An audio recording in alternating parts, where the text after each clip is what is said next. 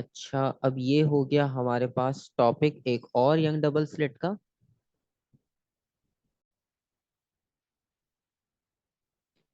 अच्छा, अब हमारे पास जितना कॉन्सेप्ट डिस्कस कर लिया हमने, स्टैंडिंग वेव्स काफी डिस्कस किया, फिर क्लोज लूप और ये सब डिस्कस किया, और इंटरफेरेंस का भी हमने एक एक्सपेरिमेंट डिस्कस कर लिया। अब इसमें आपके पास क्वेश्चन है प्रोग्रेसिव वेव का। Progressive wave travels through a medium from left to right as shown in figure. The position of some particles of the medium at time t is equals to t naught and graph showing the particle displacement। ठीक है, जो चीज उन्होंने mention की है वो diagram में आपके पास क्लियरली है। पहले देख लेते कि वो पूछना क्या चाह रहा है, फिर हम डायग्राम को चेक करेंगे कि हमने उसमें से क्या एक्सट्रैक्ट करना है। ठीक है, पॉजिटिव में शो की हुई है, नेगेटिव पाथ भी शो किया हुआ है, और टाइम पीरियड टी है। ठीक है, यहाँ तक चीजें हो गई। और उसके बाद ये है कि on figure 4.1 draw circles around two points which are exactly one wavelength apart. अब आपने उन दो पॉइंट्स को सर्कल बनाने जो एग्जैक्टली आपके पास एक वेवलेंथ के डिस्टेंस पे है। आइडेंटिफाई कर सकते हो? सर ये जो y से पहले वाला एक है और x से जो सेकंड पर है वो। अच्छा, आपने कहा y से पहले वाला ये, जी और x से, सर वो सर्कल्स की बात कर रहे हैं ना। मतलब आपने उन डॉट्स को सर्कल करना है कि वो एक वेवलेंथ आपको एग्जैक्टली दिखा दें। तो सर हम एक वेवलेंथ y पे ले लें और फिर अच्छा और वो फिर जीरो पर हो जाएगा तो वो भी तो हो सकता है। तो ठीक है, आप ऐसे भी आइडेंटिफाई कर सकते हो, अगर जीरो के अलावा भी पॉइंट्स आइडेंटिफाई कर लो। अच्छा, इसमें हम सिंपल भी आप ऐसे भी कर सकते हो, जिस तरह अभी आप कह रहे हो क्रस्ट वाला पॉइंट। तो हमें पता है कि क्रस्ट के ऊपर हम एक पॉइंट ले लेते हैं, अगर ये और ये, हम्म। तो जी आपके पास एक वेवलेंथ हो गई, क्योंकि आपको पता है क्रस्ट से क्रस्ट एक वेवलेंथ। ठीक है, जीरो वाले में भी हम कर सकते हैं, लेकिन हम कोशिश ये करते हैं कि सेंटर वाले में से ले लें तो इजी हो जाता है वो भी। वरना आप जीरो वाले से भी कंसिडर करके उसको मार्क कर सकते हो। ठीक है, लेकिन आपको पता है कि हमने जो डेफिनेशन पढ़ी है, जो हम कॉन्सेप्ट पढ़ते आए हैं, तो उसके अकॉर्डिंगली बेस्ट यही होता है कि आप क्रस्ट से क्रस्ट या ट्रफ से ट्रफ। अच्छा, एक पर्पल वाली मैंने मार्क कर दी। अब जरूरी नहीं है कि यही फाइनलाइज हो। अगर मैं इस वाले पॉइंट को लेता हूँ तो नेक्स्ट वाला पॉइंट ये होगा मेरा। ठीक है, ठीक है। तो हम दोनों से रिप्रेजेंट कर सकते हैं, ये हमारी चॉइस है कि हम क्या मार्क करके वेवलेंथ आइडेंटिफाई कर सकते हैं। ठीक है, ये पार्ट हो गया। अब देखते हैं नेक्स्ट पार्ट। अच्छा, नेक्स्ट पार्ट में लिखा हुआ ये कि on figure 4.1 sketch a line on the graph. ठीक है, हमने स्केच करना है to represent the displacement of the particles for longitudinal wave. Time आपके पास ये होना चाहिए, मतलब अगर हमने इस टाइम पीरियड पे वेव ड्रॉ करके दिखानी है, अगर इस टाइम से वेव स्टार्ट हो रही है तो वेव कैसी बनेगी ये आपने आइडेंटिफाई करना है, और वो ड्रॉ करनी है, और उसके वो आपको 3 मार्क दे रहे हैं।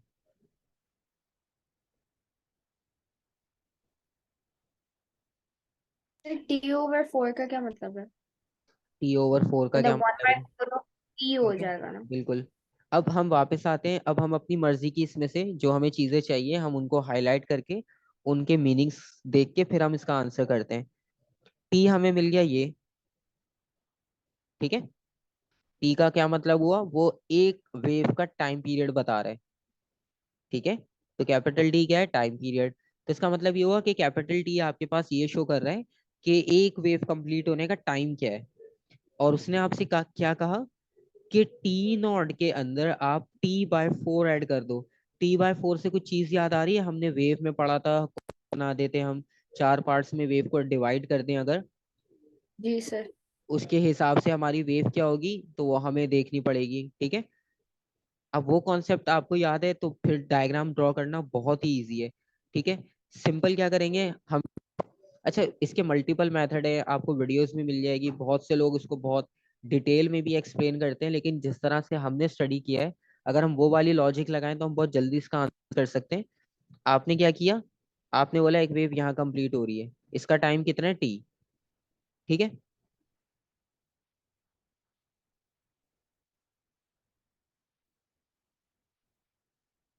यहाँ तक क्लियर हो गया, कोई कंफ्यूजन? नो। ठीक है, अब इसको करना है T/4। अब T/4 करना कोई मसला ही नहीं है आपके लिए। आपने क्या किया, इसको हाफ कर दिया, ये हो गया T/4। ठीक है, 4 पार्ट्स में हो गया डिवाइड इक्वली। T/4 हमें ढूंढना अब इजी हो गया। तो बेसिकली T/4 हमारा कहाँ पर मिल रहा है हमें, यहाँ पे मिल गया T/4। जी। ठीक है, तो बेसिकली हम वेव को यहाँ से अगर स्टार्ट करते हैं ड्रॉ करना, तो यहाँ से स्टार्ट करने का मतलब ये हुआ कि ये वेव यहाँ से कंटिन्यू होगी। अब यहाँ पे इसका क्रस्ट आ गया दूसरी वेव का। ठीक है, और दूसरा पॉइंट आपके पास है ये। अच्छा, मैं पॉइंट्स मार्क कर लेता हूँ तो हमें वेव बनाना इजी हो जाएगी।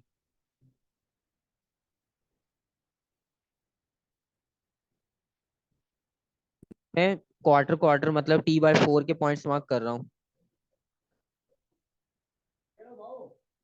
और नेक्स्ट वाली यहाँ होगी।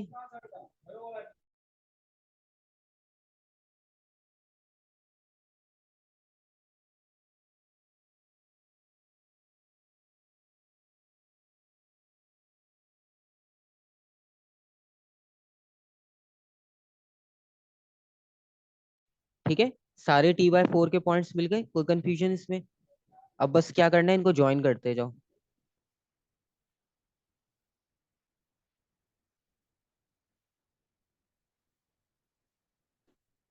थोड़ा सा स्क्रीन पे फ्री हैंड बना रहा हूँ तो थोड़ी वेव शेप वाइज डिफरेंट हो सकती है।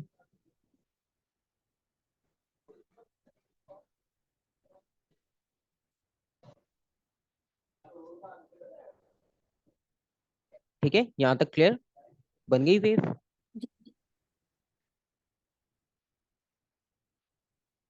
ये यहाँ पर आकर एंड हो गई। ठीक है, और अब आप क्या करोगे, इसी को थोड़ा सा बैकवर्ड अगर ले जाओ,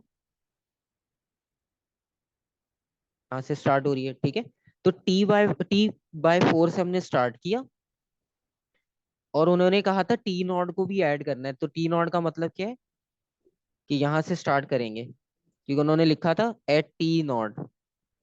ठीक है, हो गया T0 प्लस T/4। ठीक है, तो ये आपके पास नई वेव बन गई। क्लियर? यस। अब आते हैं नेक्स्ट पार्ट पे। अब वो कह रहे हैं कि state the direction of the motion of particle z at this time. जो अभी हमने वेव बनाई है, उस वेव पे हम z पार्टिकल पहले देखते हैं कहाँ है। z पार्टिकल ये रहा। अब z पार्टिकल की वो मूवमेंट कह रहे हैं कि कहाँ पर होगी।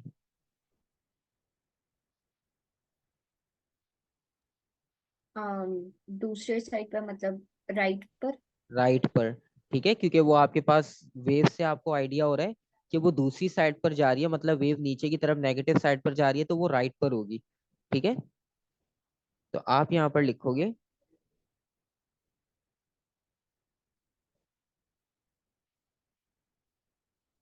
To the right. क्लियर? अब आते हैं नेक्स्ट पार्ट पे।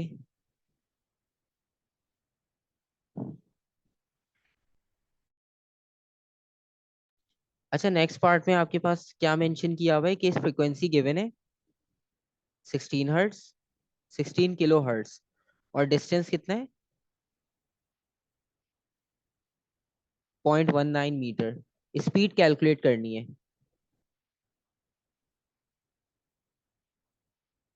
अब पहले तो हम ये देखते हैं कि ये एक्स और वाई पॉइंट बन कहाँ पे रहे एग्जैक्ट। एक्स पॉइंट ये रहा, वाई ये रहा। उन्होंने कहा इसका डिस्टेंस कितना है, 0.19।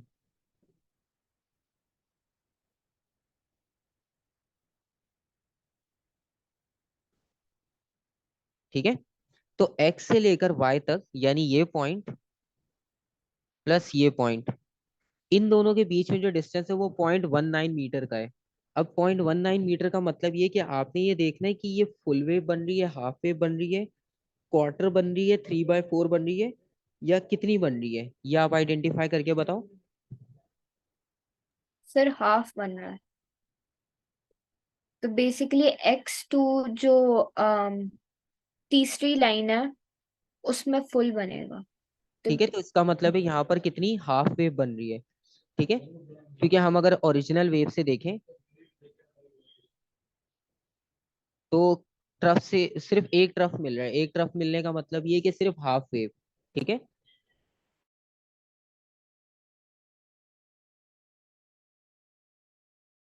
क्लियर हो गया यहाँ तक? जी। तो इसका मतलब ये है कि इस डिस्टेंस में आपकी कितनी वेव कंप्लीट हो रही है, सिर्फ हाफ।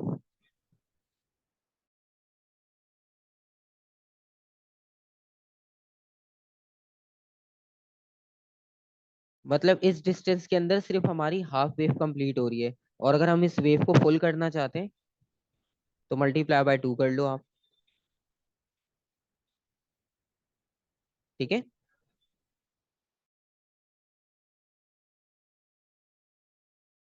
इसको मल्टीप्लाई कर लो, आंसर कितना आ रहा है आपके पास? 0.3 है।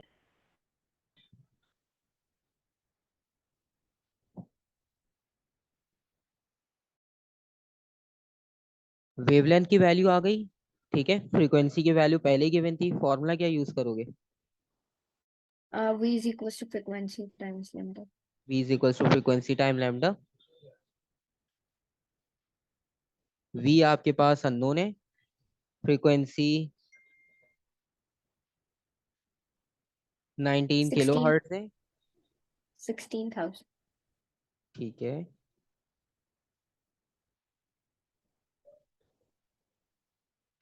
16,000 आप 16 आ रहे हैं नहीं या सर, 50? फ्रीक्वेंसी 19 नहीं है, 16 है। आंसर 6080 आ रहा है।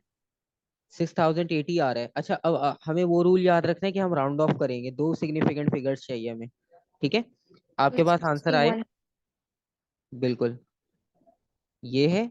तो हम इसको राउंड ऑफ करेंगे 6100। ठीक है, वरना 6.1 एक्सपोनेंट भी करके लिख सकते हो।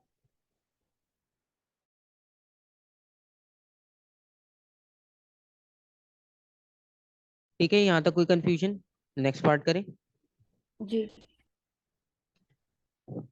अच्छा, नेक्स्ट आ गया इंटेंसिटी का। अब इसमें ये कि longitudinal sound wave is travelling through solid, the initial intensity wave is I not. ठीक है, वही नॉर्मल उन्होंने कंडीशन दी है कि इनिशियल इंटेंसिटी आई नॉट है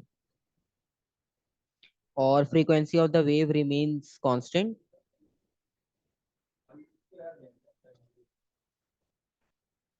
एम्पलीट्यूड कितना हो गया, हाफ। ठीक है, एम्पलीट्यूड हाफ हो गया, फ्रीक्वेंसी सेम है, इंटेंसिटी इनिशियल आई नॉट थी। अब फाइंड आउट क्या करना है, determine in terms of I not the final intensity. Final intensity कितनी होगी वो हमने फाइंड आउट करनी है। मतलब सिर्फ रिलेशन बन रहा होगा, इसमें रेशियो की फॉर्म में निकलेगा हमारे पास। ठीक है, अब हमें पता है इंटेंसिटी को अगर हम एम्पलीट्यूड से कंपेयर करें, क्योंकि फ्रीक्वेंसी तो सेम है, तो फ्रीक्वेंसी में तो कोई फर्क नहीं आ रहा। आपके पास चेंज किस में आ रहा है, एम्पलीट्यूड में। तो हम एम्पलीट्यूड वाला फैक्टर डिस्कस करेंगे। I is directly proportional to A square. ठीक है, और उसके बाद हम वही वाला रिलेशन लगाएंगे, I1।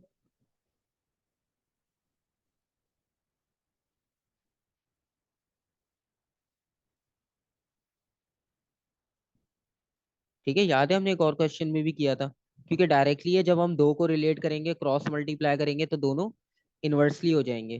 ठीक है, ठीक है।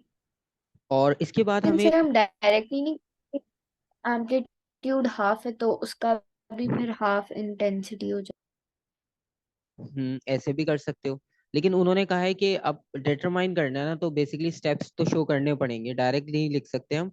तो वो आपको आधा मार्क दे देगा, और हो सकता है ना भी दे, क्योंकि एक्सप्लेनेशन नहीं है। ठीक है, बेसिकली जब वो कहता है ना डिटरमाइन इन टर्म्स ऑफ, तो बेसिकली वो आपसे ड्राइव करने को कह रहा है। ठीक है, तो बस दो स्टेप की बात है, कोई इतना वो मुश्किल नहीं होगा। फिर आपको पता है कि मार्क्स के लिए तो फिर थोड़ा बहुत स्टेप्स करने पड़ेंगे। तो बेसिकली हम I1 को I0 ले लेते हैं क्योंकि इनिशियल उन्होंने कहा I0 है। अब ये अच्छी बात है कि आपको कॉन्सेप्ट डायरेक्ट समझ आ गया, तो बस और कोई इसमें प्रॉब्लम नहीं है। प्रॉब्लम तब होती है जब समझ ही ना आ रहा हो कि हो क्या रहा है।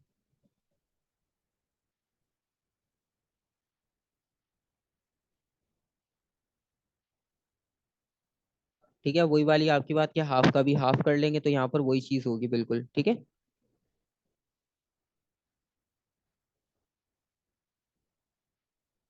अच्छा हमने I2 फाइंड करना है, I0 नहीं फाइंड करना।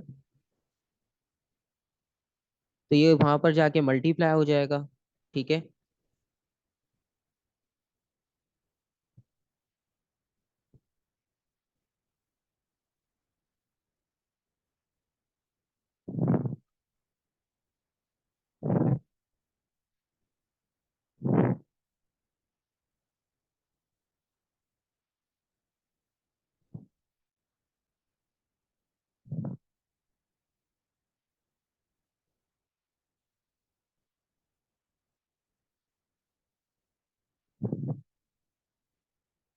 ठीक है, 2 2 ज़ा 4 और स्क्वायर है, वहां जाके मल्टीप्लाई होगी ये पूरी टर्म, तो इस तरह की इक्वेशन बन जाएगी।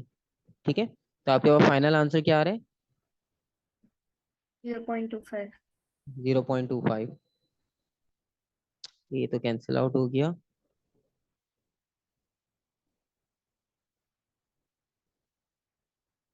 ठीक है, अब आखिर में इजी सवाल। ठीक है, जो मेजर आपके पास बेसिक था वो पहले पेज पे था, वो हो गया। अब तो इजी है। एक नेसेसरी कंडीशन बतानी है कि दो वेव्स स्टेशनरी कब होंगी, मतलब स्टैंडिंग वेव्स की कंडीशन बतानी है। ठीक है, वो आपको पता है। ठीक। बिल्कुल सही, सेम फ्रीक्वेंसी या वेवलेंथ सेम हो या टाइम पीरियड सेम हो। ये फ्रीक्वेंसी सेम है तो वेवलेंथ टाइम पीरियड भी सेम ही आएंगे। ठीक है, 1/t हम करते हैं तो फ्रीक्वेंसी सेम है तो 1/t भी सेम आता रहेगा, लैम्डा भी सेम आता रहेगा क्योंकि फ्रीक्वेंसी लैम्डा इनवर्सली होते हैं। ठीक है,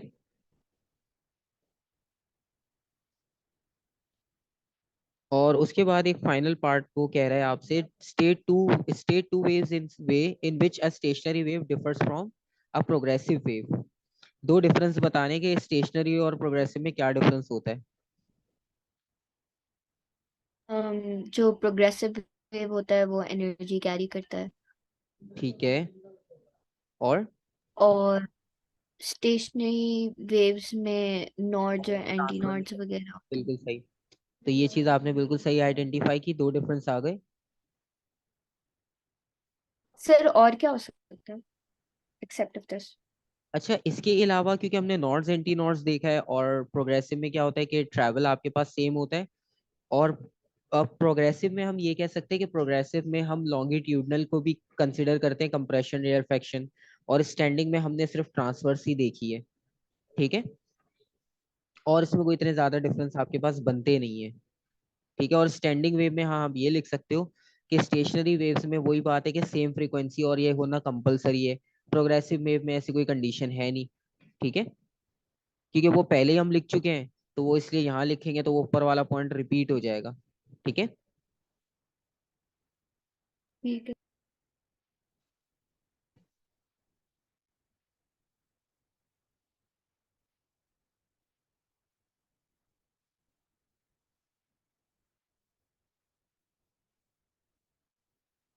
स्टेशनरी में नोड्स और एंटी नोड्स होते हैं, और प्रोग्रेसिव में नहीं होते।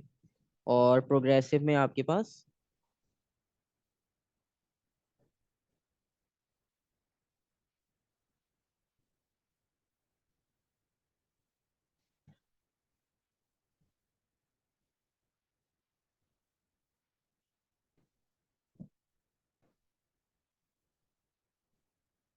स्टेशनरी में आपके पास ट्रांसफर नहीं होती। ठीक है, वो आप पॉइंट कंप्लीट कर लेना। ठीक है। ठीक है, यहाँ तक क्लियर हो गया, कोई कंफ्यूजन?